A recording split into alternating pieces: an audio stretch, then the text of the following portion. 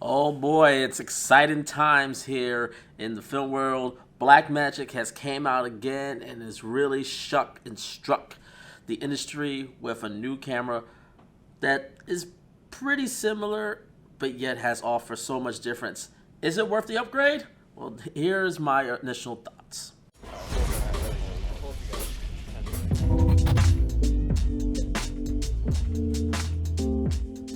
What's up, everybody? James Jackson here, back again with another video. If you're new to my channel, I do tips, tricks, news, and reviews for the film video making industry. So if you do like the content here, please make sure to subscribe to the channel. Hit those likes. The likes have definitely helped the channel out and make sure to get my videos out.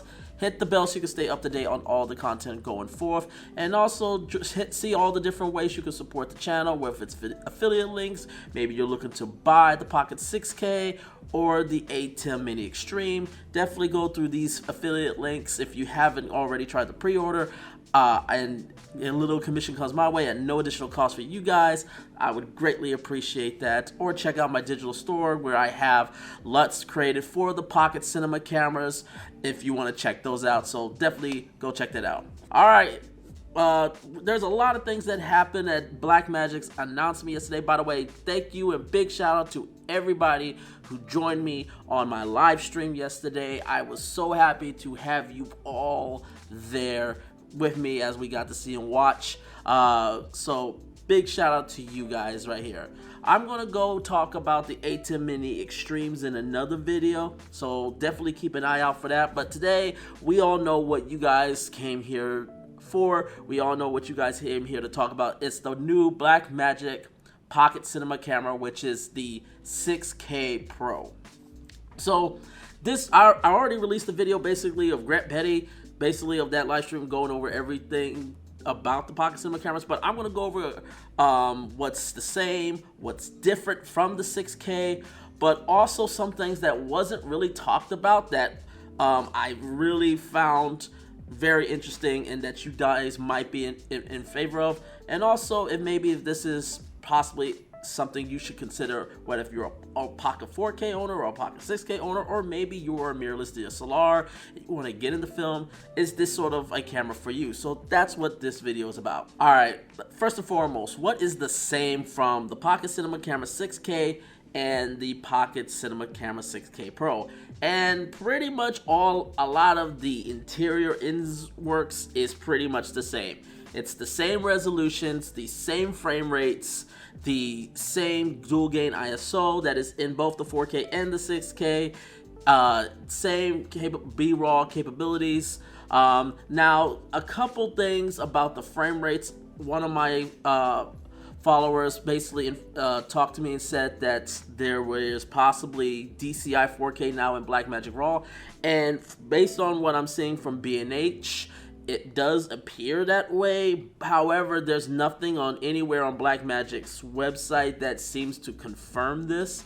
I really delved into the specs, and nowhere do I see that DCI 4K is available on Blackmagic RAW, even though it says it on B&H's website. Now, there also was some wording that says like you can use 60 frames in full resolution, but that is not exactly, even on their page, that's not exactly what they're talking about, because if you actually scroll through the resolution frame rate options, you will see that you can only get 60 frames per second on the 6K Pro as well as the 6K if you go into that 251 crop mode.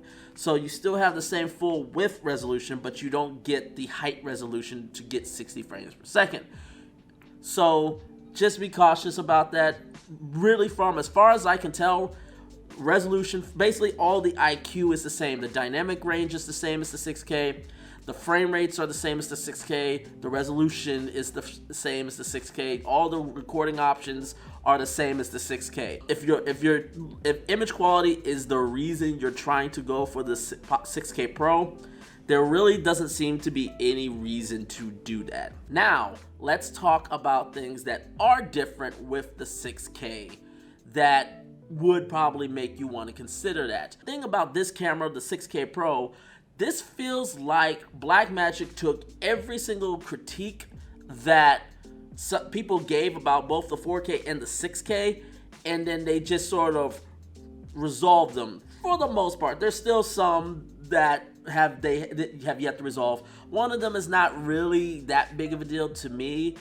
The other one is still a big deal, but but based on certain things now, it may not be as big of a deal. I don't know, and I'll get to that when I get to design. Let's actually start off with the big one. The big one that I'm like, this is something that may make you want to consider getting this camera, and that is the fact that finally, there's built-in NDs.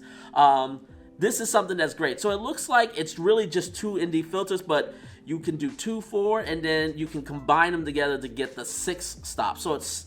So you're going to get up to 6 stops of NDs, but the really cool thing is that it has IR cut filters that are designed optically, and as well as another IR cut filter to make sure that the IR pollution is removed evenly. So there's no IR, so there shouldn't be any IR pollution, which has been a very big crux in a lot of Blackmagic's cameras. All right, now let's also get into the design of the body. Now, when I first saw this camera, I was like, oh my god, it looks like they actually made it smaller. It's not as wide. And upon looking at it a second time, I'm like, you know what? It's not the fact that it's smaller, it's just the fact it's taller, so the proportions just make it look smaller. And that's really what's happening here. The screen is still the same 5-inch screen as before, so that hasn't changed. What's changed is that the screen is actually taller because the camera is taller. But this is the one thing that I believe they didn't really change, even though they made it taller. They didn't really change to resolve the problem that everybody wanted. One of the things everybody wanted to talk about was they wanted a boxier style camera that can be easier to fit on gimbals. I think this may still be not as bad as some people make it out to be, because let's understand what's the real problem with the gimbals. It's not that you couldn't put the cameras on gimbals.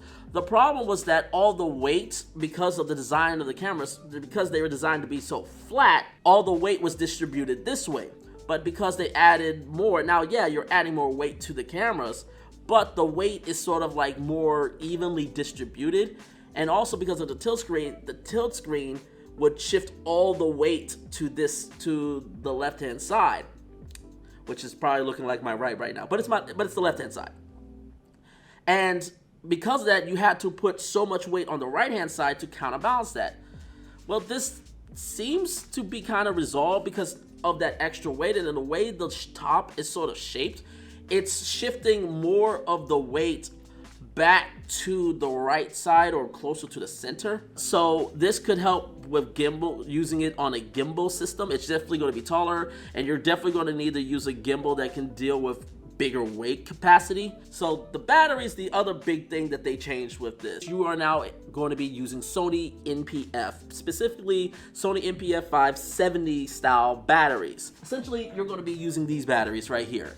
And what's cool is that these are super common. You can easily get these around anywhere, but because they are bigger than the Canon LPE6 batteries, they add a bit more weight, so you can actually put more weight onto the right side of the camera. And then these batteries can be combined with a new battery grip, which to me is one of the real selling points, along with the built-in ND filters, about this announcement. So if y'all remember, when they did their first battery grip for the Pocket 4K and the Pocket 6K, I kind of was not feeling it because there were so many flaws with it. Number one, the fatal flaw for the original hand grip battery was the fact that, well, if you were to take the slot out, you basically kill your whole power to the camera. So you basically had to wait for the camera to die, and then you had to replace 2 separate batteries.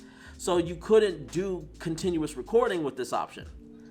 That's not the case with this battery grip. This battery grip is using some pins in roughly around the center of the battery grip that's going to go into the camera, and that essentially is going to talk to the camera. And basically, the 2 batteries you will be putting, these 2 NP-F batteries you're going to be putting in the grip, they're going to be used to charge the internal battery. Which means that when those 2 die, you can just swap those out, switch the batteries, but you don't lose power. So this means that you can continuously record. This is one of my big things about that grip.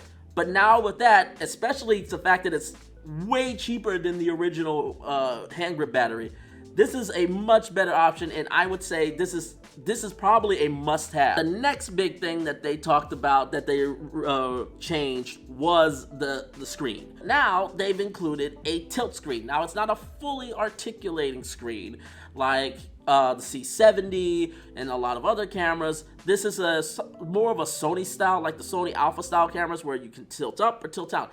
But that's still a massive improvement compared to what it was before, because then at least if you're shooting high up, you can see, you can shoot down, you still get to see. By the way, I don't think I mentioned this. The screen's brightness is what's different, and that's what that's a really big deal about the screen.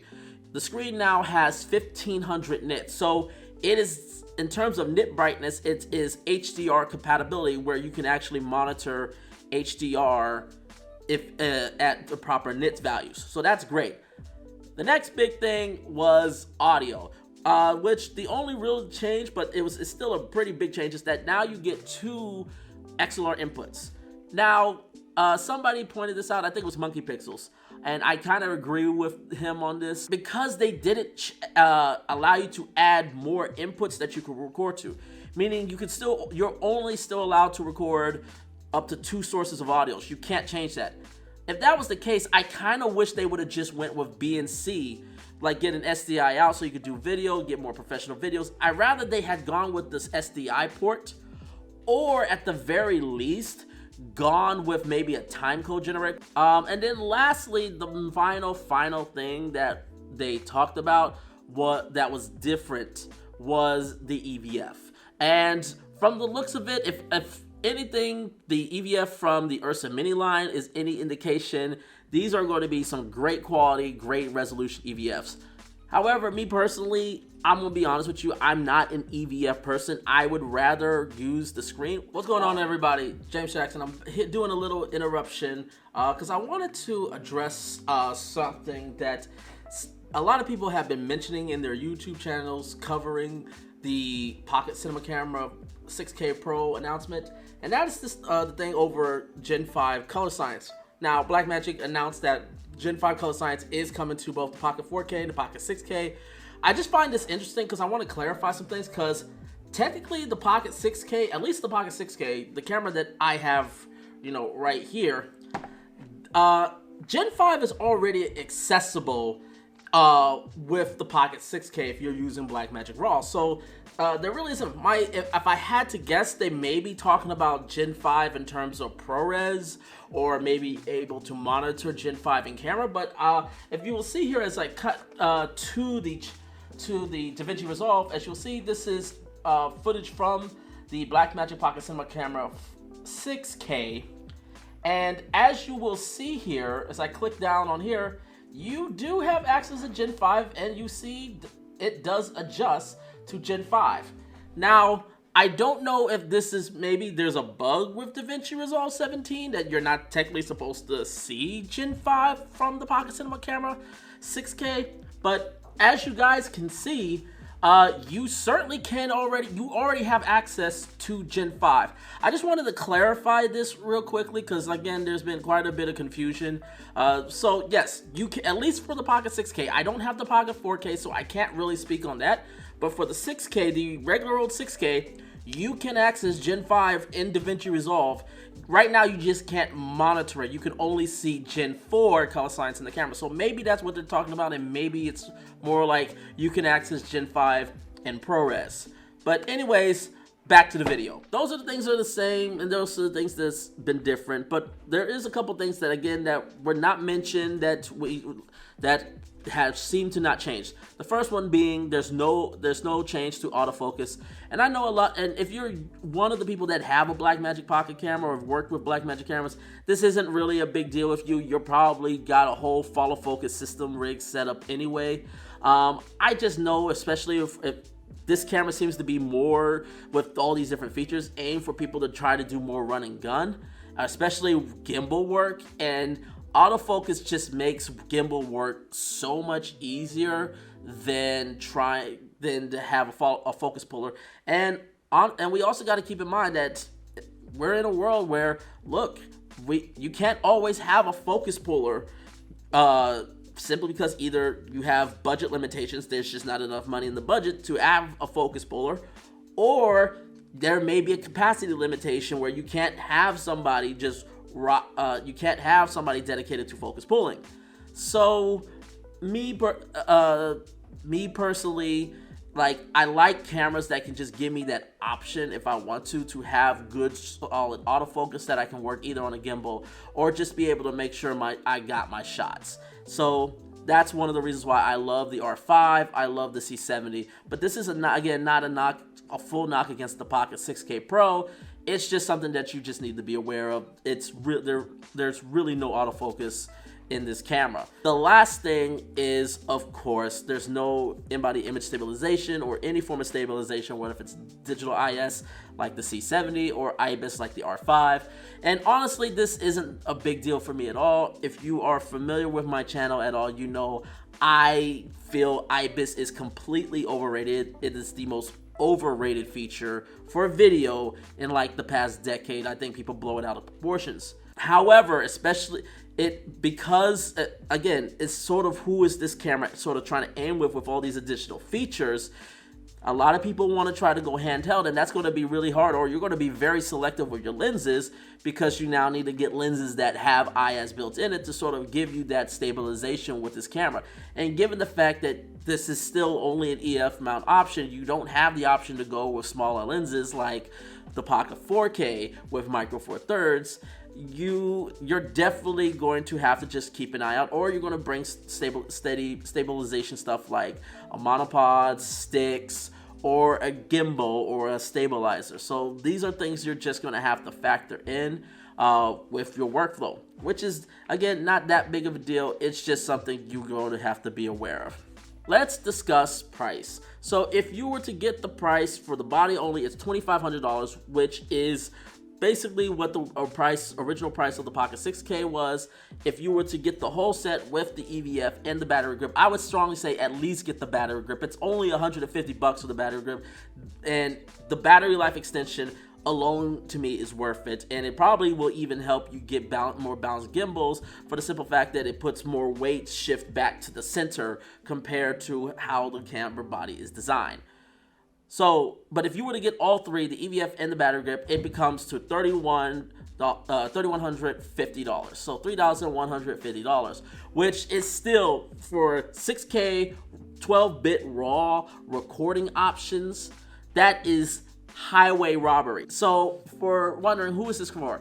Well, if you're a Pocket 4K owner or a Pocket 6K owner, I think there is definitely, just from the external features alone, the indies and the way the batteries operate, there is definitely enough here that warrants the upgrade. Now, if all you want to care about is image quality and you don't mind having all this other stuff to build up to the cameras, then to me, this is not worth it. However, just for the ease of use and just making it more workable, functional, because that was always my gripe with the Pocket 6K, was that it delivered a great image, but the workflow, just the setup and just getting it to go up and running was just so much of a hassle, especially comparing it to something like the C70 and the R5.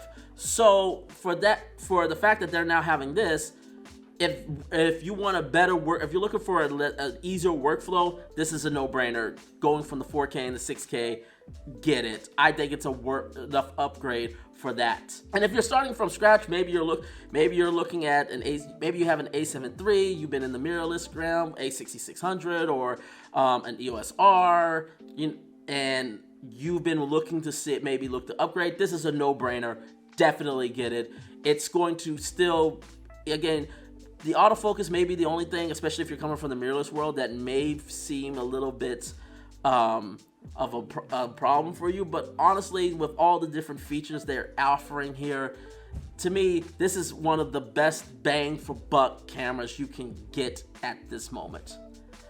But that's it for me, guys. This is my video. Hopefully you guys enjoy it. Again, leave your comments below. Let me know what you think. Let me know what you think about what I said, and as well as the cameras. Make sure to hit that subscribe button again. And until next time, Take care, everyone.